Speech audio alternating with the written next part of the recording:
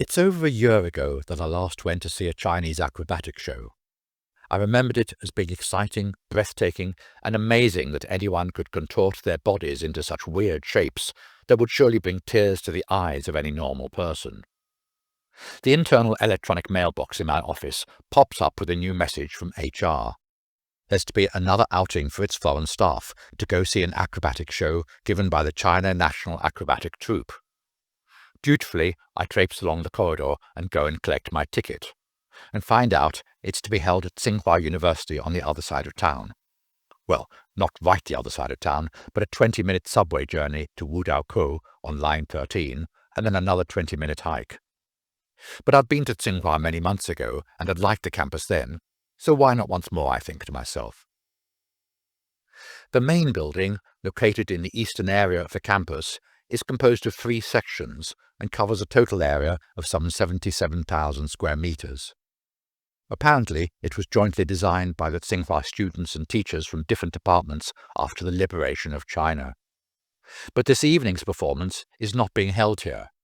Instead, it's taking place some 200 meters to the west in the new Mongman-Wai Concert Hall, which was donated by an alumnus called, yes, you've guessed it, Mongman-Wai, the chairman of HKR International Limited.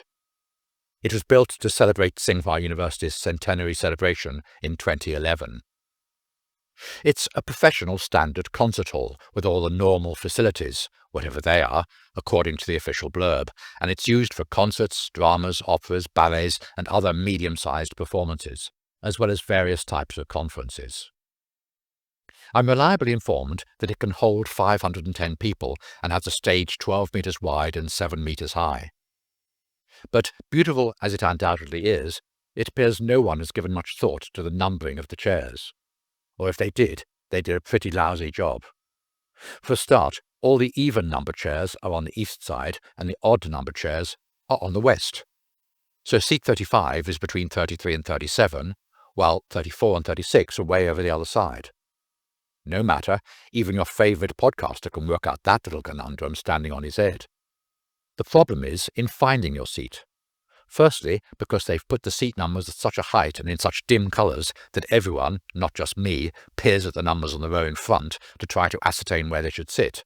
And then they do a double take because someone is already sitting in their chair. It's Goldilocks and the Three Bears all over again. Only then do they finally realise that the seat numbers are not lined up row in front of row, and eventually it dawns on them that instead of looking at the numbers in front, they should lean over and look at the numbers behind the chairs they're standing in front of. I mean, come on. I'm comfortably settled into my seat when a number of colleagues from the office arrive and stake out their positions. Everyone is clutching a programme in their hot and stickies, and it appears I missed out, being one of the first to arrive. But Bruno and his girlfriend have each purloined a copy for themselves, and so in the great order of things, I purloin one of theirs in turn. It turns out that this performance goes under the name of The Dream of Golden Clown. According to the programme, narrated in the traditional Western way, The Dream of Golden Clown tells a succinct and moving story about a contemporary young acrobat who trains tenaciously and ultimately achieves the Golden Crown Award, making his dream come true. The new interpretation of contemporary Chinese acrobatics from a Western perspective demonstrates the pioneering spirit of Chinese acrobats and the profound cultural connotation of human fortitude and enterprise. Well, that sounds pretty jolly. The programme even invites us to go to their official website for more information. But alas, it appears that it's behind schedule and lamely invites us to go back to try again in the near future.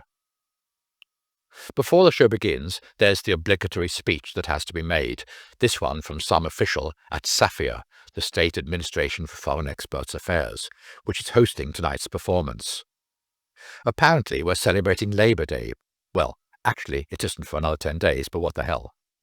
Everyone continues chatting away as the said official does his duty, and then silence falls, or what passes for silence in a Chinese audience.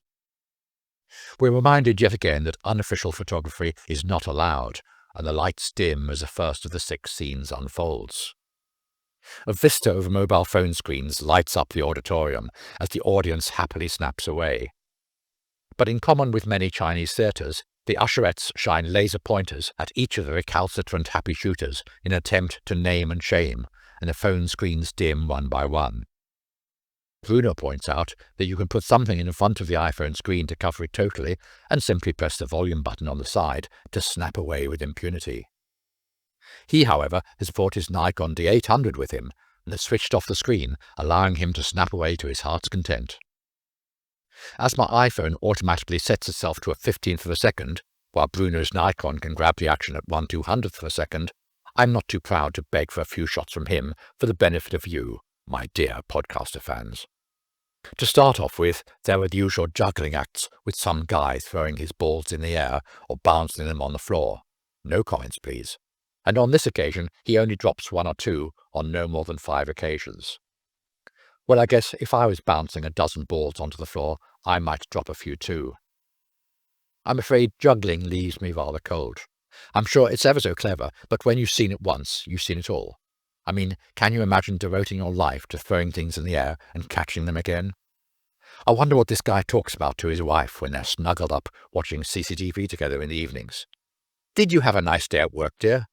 Yes, I managed to throw 12 balls in the air and only dropped 3. There were also girls contorting themselves into the most amazing positions, which almost bring tears to the eyes. How can bodies be that supple and elasticated? Is this the ultimate advert for tantric sex, or will they all suffer crippling arthritis in the future? And of course there are guys diving over and under and through hoops, which are spinning round slowly. And only one guy misses a particularly difficult trajectory. But no one seems to mind, and he gets a special round of applause for being such a plucky fellow. Then there were the girls with Diabolos. I'm indebted to the website Oddballs Co. UK, which tells me that the Diabolo was invented by the Chinese for catching birds, as they can be thrown very high. In this performance, they have lights inside their giant yo-yos as the stage lights are dimmed, creating an eerie effect. Of course, a Chinese acrobatic performance wouldn't be the same without some clever smart-ass placing one little stick on top of another and doing handstands and headstands on it, before adding yet another little stick and doing it all over again. And then another. And then another. Eventually, however, all good things must come to an end, and with a few more jumps and contortions and other acts of daring-do, the lights come up for the final curtain. For some reason the girls are now dressed up as flowers, but that doesn't detract from the overall spirit of the performance. Why, even the laser usherettes are now snapping away with their mobile phones. The performance is over. Everyone streams out into the cool night air.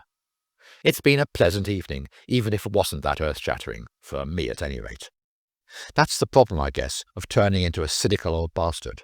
Once you've been there, seen it all, and got the proverbial T-shirt, you're always on the lookout for something just that little bit different.